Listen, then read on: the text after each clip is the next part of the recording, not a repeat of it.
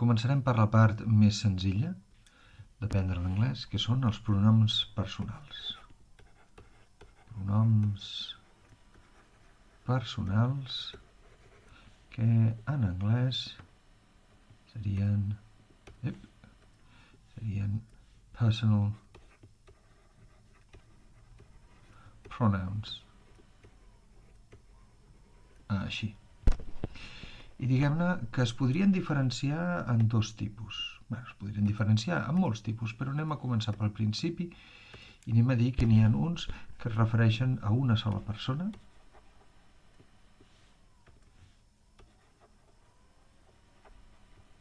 i d'altres que es refereixen a més d'una persona. En realitat, en aquests els hi direm singular. I en aquests els hi direm plural. Però vaja, qui prefereixi dir que és d'una persona singular o qui prefereixi que és més d'una persona, és a dir, plural, doncs cadascú que vulgui. I els de primera, els de una sola persona, són aquests. I, anem a posar-lo en anglès, ja que és el color en groc, ja que és el color que hem utilitzat per l'anglès.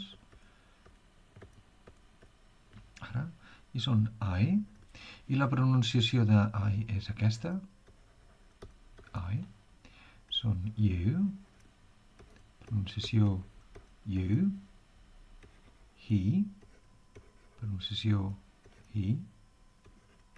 She. Pronunciació she. I it.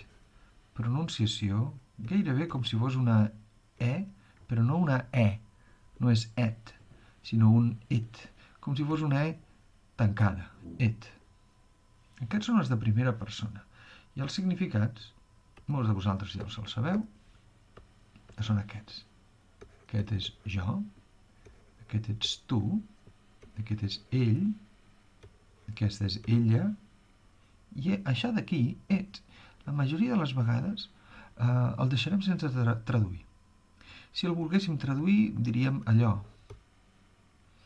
Però moltes vegades, com dic, seria millor no traduir-lo i posarem aquest símbol per implicar que no es tradueix. I, com a molt, dir que és allò. El repassem.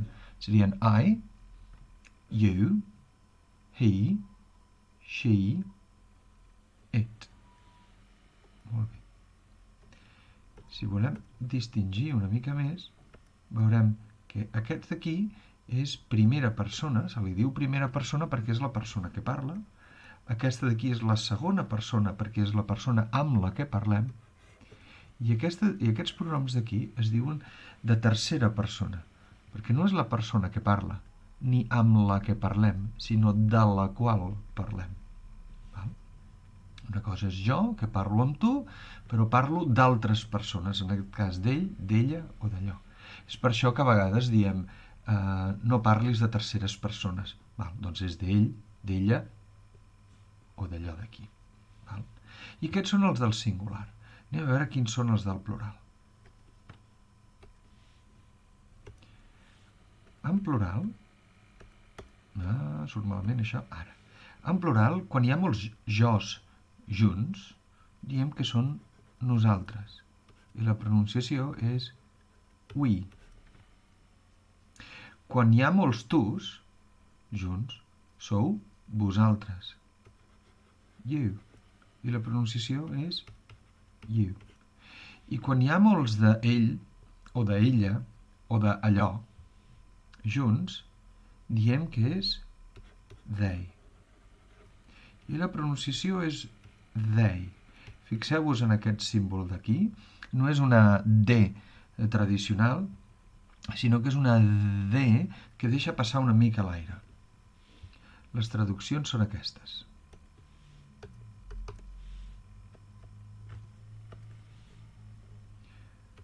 Nosaltres, vosaltres, ells, però compte, perquè anem a fer una pausa aquí. Quan en singular, quan en una persona dèiem ell, fixem-nos, és una sola persona. Però aquí, ells, és they. Però també ho és quan són elles. Per tant, elles també és they. I quan són aquelles coses, les que siguin, anem a posar aquelles coses, més d'una, tot i que mai parlem així, també serien they. Fixeu-vos. En altres paraules, el que vol dir és que quan estem parlant d'una tercera persona, si és només una, hem d'especificar si és ell, si és ella, o si no és ni un ell ni un ella, sinó que és un allò, una cosa. I finalment, quan arribem en el plural, és igual si són uns ells que tots són nois, si tots són noies o si tots són objectes. Els és igual. Anem a fer, abans de continuar en l'últim pas, ara, direm que aquest d'aquí és primera persona del plural, perquè la primera persona, recordem que és la persona que parla. Quan hi ha moltes persones que parlem, som nosaltres. Per tant, primera persona. El you és segona persona del plural. I dona la casualitat que coincideix exactament amb el you, en singular i en plural. Per tant, you tant vol dir tu, com vol dir vosaltres. És exactament el mateix. I, número 3, el they és la tercera persona i, com vèiem, no? Abans aquí en singular es divideix en 3 i aquí en plural és igual perquè sempre és una sola persona. Quines més coses hem de saber abans de continuar? Doncs diríem, per exemple, que en anglès sempre és obligatori dir qui fa les coses. Ens trobarem tot sovint un error típic de l'anglès, que és, per exemple, anem a posar aquesta frase amb un altre color. Volem dir que és molt interessant. I molta gent, per dir és molt interessant, diuen is very interesting. Això és una típica errada de persona que parla el català normalment. Per què? Perquè en català ens podem deixar el subjecte amb molta facilitat, mentre que en anglès no. Per tant, si és molt interessant i dius, ostres, i quin subjecte poso, en el 90% dels casos el subjecte serà el it. Per això hem dit que és sovint intraduïble i direm it's very interesting o it is very interesting. Anem a fer-lo més petit. Ara, així. It is very interesting.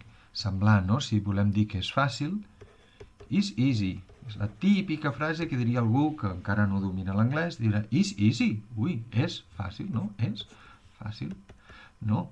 Què és fàcil? Sempre en anglès s'ha de dir qui és el que està fent l'acció, qui és el subjecte aquí. No el sé. Doncs segurament és aquest it. Per tant, posem it is easy. Aquella cosa, allò, és fàcil. Recordeu que normalment no el traduïm.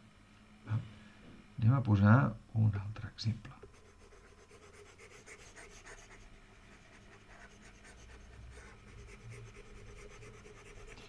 Posem que esteu en una escola nova o en un lloc nou i heu conegut una nova persona que és molt interessant i voleu dir que és el meu amic.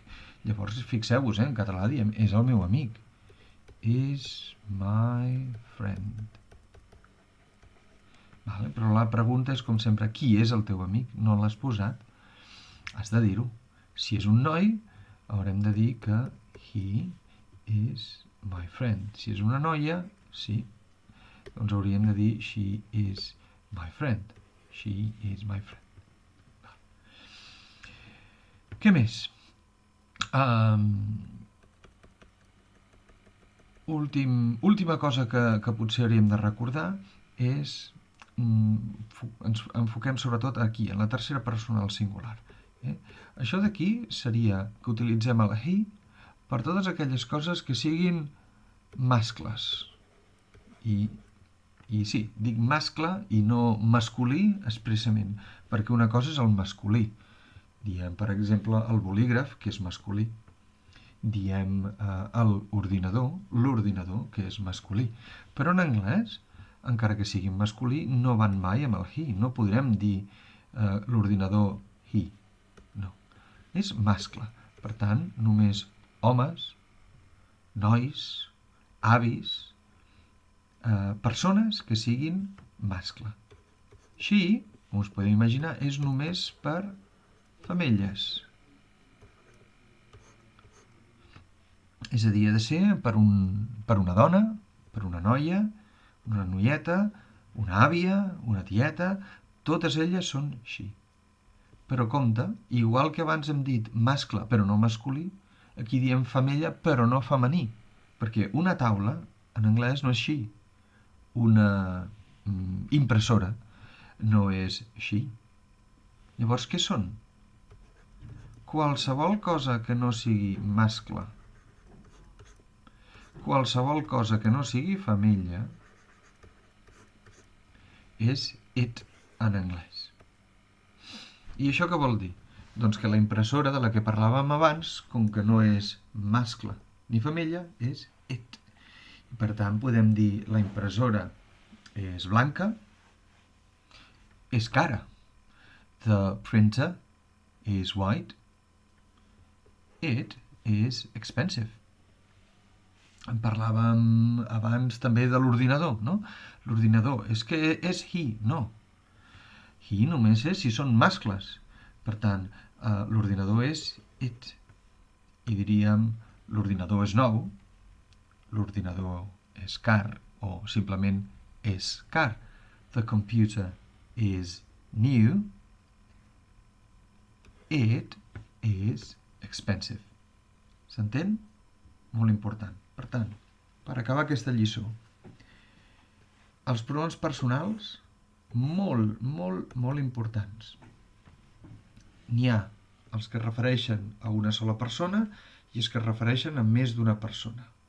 Els que es refereixen a una persona els hi diem singular i els que es refereixen a més d'una persona plural. Són I, you, i en tercera persona he, she, it.